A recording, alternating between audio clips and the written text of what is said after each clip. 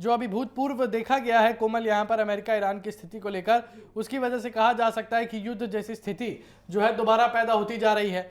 और 2026 की शुरुआत में जो ये हमले हुए थे उसने संघर्ष को और बढ़ा दिया है। और अमेरिका और इजराइल ने ईरान पर जो है एक एयर स्ट्राइक किए थे।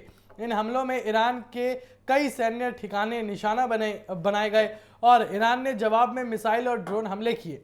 युद्ध का मुख्य केंद्र जो है वो फारस की खाड़ी और स्ट्रेट ऑफ हॉर्मुज जो है अंत तक रहा है। लेकिन यहाँ पर सबसे बड़ी बात हम आपको बता दें दर्शकों कि यहाँ पर अमेरिका का एक ही दावा है सीधे तौर पर कि ईरान जो है वो एक तरीके से यूरेनियम सारा जो है अमेरिका को सौंप दे, और दूसरा कि जो न्यूक्लियर वेपन्स जो ईरान के पास थे, जो अब अमेरिका दावा कर रहा है कि भैया हमने सब कुछ उड़ाकर रख दिया है, सब कुछ खत्म कर दिया है। अमेरिका ये कह रहा है कि अब दोबारा न्यूक्लियर वेपन्स की तरफ ईरान ना ही बढ़े तो ज़्यादा बेहतर है। क्यों?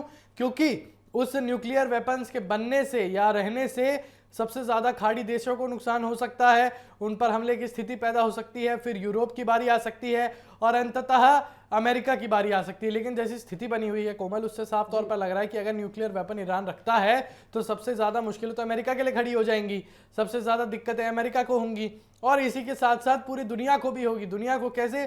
क्योंकि यहाँ पर वैश्विक तेल आपूर्ति पर जो है बड़ा असर पड़ रहा है और कई देशों के व्यापारिक जहाज जो है वो आज भी स्ट्रेट ऑफ हॉर्मुज में फंसे हुए हैं। आपको याद होगा कि कैसे स्ट्रेट ऑफ हॉर्मुज को लेकर जो है कितनी चीज़ें निकल कर आई थी कि यहाँ पर जो है जितने भी शिप्स थे सब पर आने जाने की पाबंदी लगा दी गई थी। लेकिन भारत एक ऐसा देश था जिसका जहाज सबसे पहले स्ट्रेट ऑफ हॉर्मुज से गुजरा।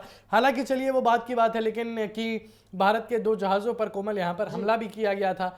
अभी तक इनको लेकर ईरान की तरफ से कोई पुष्टि तो नहीं की गई है, लेकिन अभी मध्य पूर्व तनाव को लेकर अगर हम अपडेट की बात करें तो अपडेट कुछ इस प्रकार है कि यहाँ पर ईरान की तरफ अमेरिका ने जो मिसाइलें दागी थी, जो हमले किए थे, उसमें अमेरिका का साफ तौर पर यह कहना है कि ईरान ने सीज फायर तोड़ने की कोशिश की थी। लेकिन कोमल, जो तस्वीरें सामने आ रही हैं उससे तो साफ तौर पर यह लग रहा है कि अमेरिका ने सीज फायर तोड़ने की कोशिश की थी।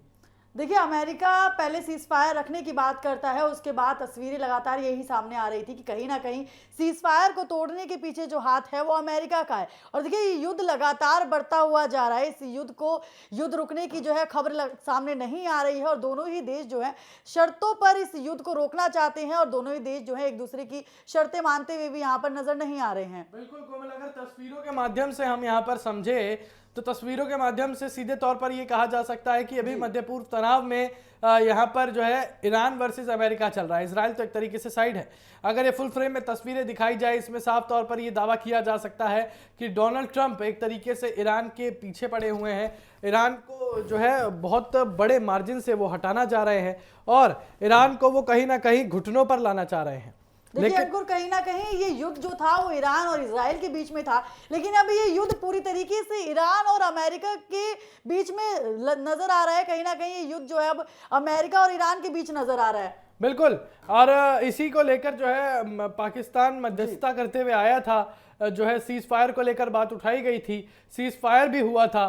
चाहे इस्लामाबाद टॉक्स की बात करें, सीज फायर वाली मीटिंग का जो इन्होंने जगह का नाम रखा था, इस्लामाबाद में मीटिंग हुई थी, इस्लामाबाद टॉक्स इन्होंने एक तरीके से रखा था। इनको लग रहा था कि भैया सब कुछ ठीक हो जाएगा, हमारा पाकिस्तान का थोड़ा नाम बन जाएगा, थोड़ी आमदनी हो जाएगी।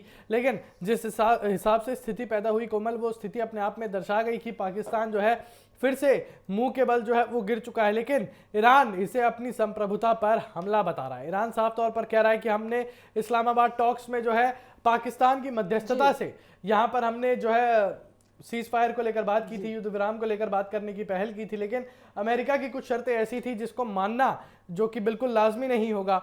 बातचीत के साथ साथ यहाँ पर सैन्य हमले भी जारी रहे। कई मध्यस्थ देश जो है वो, जैसे कतर की बात करूं, पाकिस्तान की बात करूं, वो शांति की कोशिश तो कर ही रहे हैं। और हाल ही में जो सीज फायर की कोशिशें हुई थी वो पूरी तरह सफल नहीं हो पाई। लेकिन अमेरिका का आरोप है, जैसा कोमल हमने अभी भी बात करी, कि ईरान ने सीज फायर तोड़ा है। लेकिन ईरान ने भी अपनी तरफ से काफ़ी बयान दिए हैं। देखिए, ईरान का कहना है कि अमेरिका जो है पहले हमला करता है। इस युद्ध में इजराइल भी जो है सक्रिय रूप से शामिल रहा है और लेबनान और हिजबुल्लाह पर भी जो है हमले हुए हैं। क्षेत्रीय तनाव लगातार बढ़ता जा रहा है। तेल की कीमतों में भारी उतार चढ़ाव यहाँ लगातार देखने को मिल रहा है और दुनिया भर की अर्थव्यवस्था पर इसका असर पड़ता दिख रहा है अंकुर। बिल्कुल, और कई देशों ने जो है युद्ध को रोकने की अपील की है। लेकिन फिलहाल स्थिति बेहद जो है वो तनावपूर्ण है और अनिश्चित बनी हुई है। ये संघर्ष अब सिर्फ ईरान और अमेरिका का नहीं रह गया कोमल, बल्कि पूरे मध्य पूर्व को प्रभावित करने वाला बड़ा युद्ध बन चुका है। समुद्री रास्ते, तेल सप्लाई और वैश्विक राजनीति, सब पर इसका असर जो है वो सीधा पड़ रहा है और अभी कोई स्थायी समाधान नजर नहीं आ रहा है। लेकिन आपको याद हो दर्शकों कि यहाँ पर ईरान के विदेश मंत्री ने सीधे तौर पर यह कहा था कि हम बस अमेरिका के एक इशारे का वेट कर रहे हैं। जहां अमेरिका ने कुछ भी इशारा किया, हम दोबारा से जो है हमले यहाँ पर शुरू करवा देंगे। लेकिन यहाँ पर अमेरिका ने तो सीधे मिसाइल दाग दी कोमल। यहाँ पर इशारे की बात चल रही थी, अमेरिका ने तो सीधी मिसाइल दाग दी और अमेरिका ही है इल्जाम लगाने वाला जो कह रहा है कि भैया ईरान ने जो है सीज फायर का रूल तोड़ा है तो हमने भी अपनी जवाबी कार्रवाई कर दी। लेकिन अब डोनाल्ड ट्रंप चाहते हैं कि जो शांति प्रस्ताव है, जो 30 दिन का अस्थायी प्रस्ताव जो है डोनाल्ड ट्रंप द्वारा दिया गया है, उसको ईरान जल्दी से जल्दी डील कर ले, जल्दी से जल्दी उस पर हस्ताक्षर कर दे, मोहर लगा दे। यानी ये जो सीज फायर, जो अभी कच्चा पक्का सीज फायर दिख रहा है, वो एक तरीके से पूरा पक्का हो जाए। और अगर 30 दिन का सीज फायर पे ईरान ने जो है हस्ताक्षर कर दिए तो कहीं ना कहीं ईरान पर सवाल उठ सकते हैं। ईरान पर सवाल इस कदर उठ सकते हैं कि अगर आपको हस्ताक्षर करना ही था तो आपने पहले क्यों नहीं किया, अगर आपको कॉम्प्रोमाइज करना था तो आपने पहले क्यों नहीं किया, अगर आपको यहाँ पर साफ तौर पर जो है चीज़ें लेकर आनी थी, यहाँ पर मध्यस्थता को लेकर चाहे बात करूँ, चाहे सीज फायर को लेकर बात करूँ, चाहे कॉम्प्रोमाइज़ को लेकर बात करूँ, अगर आपको ये सारी चीज़ें लेकर आनी थी तो आपने यहाँ पर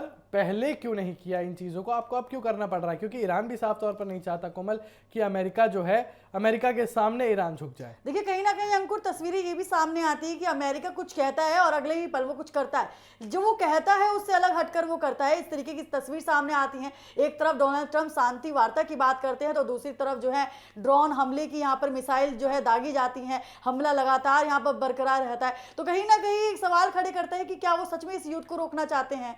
लेकिन वही बात है कोमल कि यहाँ पर जो मध्य पूर्व तनाव को लेकर जितनी भी चीज़ें हम देख सकते हैं, समझ सकते हैं, उसको देखकर यही कहा जा सकता है कि अभी मध्य पूर्व तनाव को लेकर सीज फायर की बातें जितनी चल रही हैं वो कहीं ना कहीं गलत भी साबित हो सकती हैं। क्योंकि मध्य पूर्व तनाव एक तरीके से इतना संवेदनशील मुद्दा चला आ रहा है और इसको महीनों हो गए इस बात को, लेकिन ना ईरान पीछे हट रहा है ना अमेरिका पीछे हट रहा है। अमेरिका चाहता है कि भैया हम तो जीत तो गए हैं लेकिन हमें बड़े मार्जिन से जीतना है, यानी अमेरिका चाहता है कि ईरान को घुटनों पर ले आए और ईरान बोल रहा है कि भैया हमें अपनी संप्रभुता बचानी है, हमें अपनी इज्जत बचानी है, लेकिन हम जो है घुटनों पर नहीं आएंगे, चाहे ईरान खत्म हो जाए या ईरान के लोग खत्म हो जाइए। ईरान के लोगों का साफ तौर पर दावा है कोमल, यहाँ पर ईरान के द्वारा ट्वीट किया जाता है कि हम अपने नागरिकों के साथ मरने के लिए तैयार है, अपने देश के लिए, आप करिए क्या कर सकते हैं। हालांकि डोनाल्ड ट्रंप एकदम से इतना बड़ा फैसला तो नहीं ले सकते कि ईरान जैसे देश को जो है वो खत्म कर दिया जाए, लेकिन खामेनेई के मौत के बाद काफ़ी उथल पुथल जो है ईरान में देखने को मिली है। यहाँ पर सारी चीज़ें अटकलें ये सीधे तौर पर दावा कर सकती हैं। तस्वीरों के माध्यम से हम समझे तो अभी सीज फायर को लेकर जो है कोई भी अभी तक जो है जो एक तरीके की कहूँ सकारात्मक चीज़ वो नहीं देखी गई है। सकारात्मकता मध्य पूर्व तनाव में शुरुआत से ही नहीं रही। सीज फायर को लेकर जो बात हुई थी, लोग सकारात्मक हुए थे, लेकिन शायद पाकिस्तान ने उस सकारात्मकता को नकारात्मकता में बदल दिया, क्योंकि पाकिस्तान ने क्या मध्यस्थता की उसमें कुछ समझ नहीं आया। क्या मध्यस्थता हुई और क्या ऐसा हुआ कि पाकिस्तान जो है इन दोनों देशों की बात नहीं संभाल पाया।